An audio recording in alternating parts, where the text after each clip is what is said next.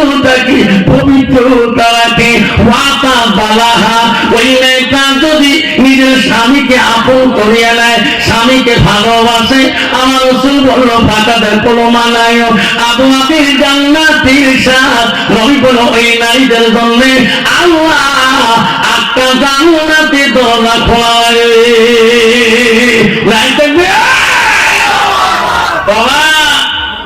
কিন্তু বর্তমান দিদিদের যুগের নারী, তোমার জায়গা 3000 কৃষি মেলার নাই, বড় নার্সিংয়ের নাই, নামাজ বর্তমান যুগের নারী নামাজ পড়ে স্বামীর ভয় বুঝো তুই কোষ কালকে 3 দিন সব দিয়েছে বলছেরা ভিডিও শুরু করছে, আজ থাকতে জানাবো বাড়িতে নামাজ পড়ছো